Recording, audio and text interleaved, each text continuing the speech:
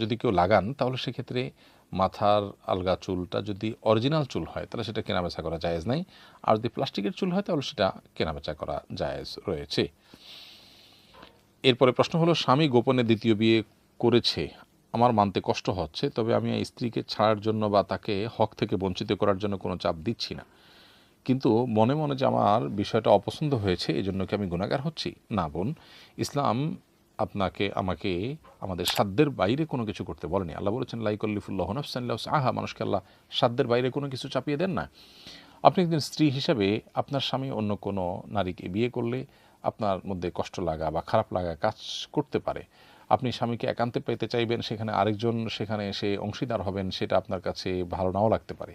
এর কারণে আপনার ইমানের কোনো ক্ষতি হবে না। মৌলিকভাবে যদি আল্লাহর এই বিধান, একাধিক বিবাহের পদ্ধতি বা সিস্টেম রেখেছেন আল্লাহ তাআলা, এটাকে যদি আপনি অপছন্দ করেন, ঘৃণা করেন, ইসলামের সব ভালো লাগে এটা ছাড়া, এটাই যদি আপনি কথা বলেন, তাহলে সেটা আপনার ইমান থেকে খারিজ হওয়ার মতো বিষয় হতে পারে।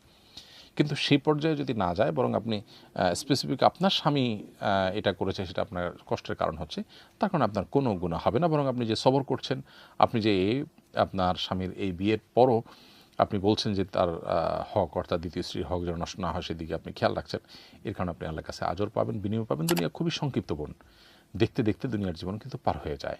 আমরা আজকে যেটাকে খারাপ মনে করছি কালকে ভালো লাগে, আজকে যেটাকে ভালো মনে করছি কালকে সেটা খারাপ লাগে। ভালো হোক আর খারাপ হোক, জীবন শেষ হয়ে যাবে। কিন্তু আমি যে সবর করছি, আমি যে আল্লাহর ফয়সলাকে মেনে নিচ্ছি, আমি যে ধৈর্য ধারণ করছি, এর কারণে আল্লাহর কাছে আপনি অবশ্যই বিনিময় লাভ করবেন ইনশাআল্লাহ তাআলা।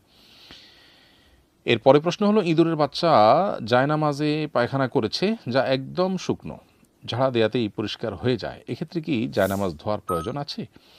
উত্তর হলো যে, যদিও শুকনো হয়ে গেলে সেটা ঝাড়া দিয়ে যদি পড়ে যায় এবং দূর হয়ে যায় এবং নাপাকির তেমন কোনো আলামত না থাকে, তাতে জায়নামাজ পাক হয়ে যাবে। তারপরেও ধুয়ে ফেললে ভালো, কারণ সেটা কিছুটা পরিচ্ছন্নতার জন্য অধিকতর উপযোগী। পরিচ্ছন্নতা ইমানের অঙ্গ, বিধায় ধুয়ে নেওয়া ভালো। কিন্তু শুকনো যদি হয় এবং সেটা যদি ঝাড়া দিলে চলে যায়, কোনো আলামত না থাকে, তাতে সেই জায়নামাজ নাপাক থাকে না বা সেটি ধুয়ে পবিত্র করাটা আবশ্যক হয় না। তবে উত্তম হয় ধুয়ে যদি পরিষ্কার করেন এবং পরিচ্ছন্নতার জন্য অধিকতর উপযোগী।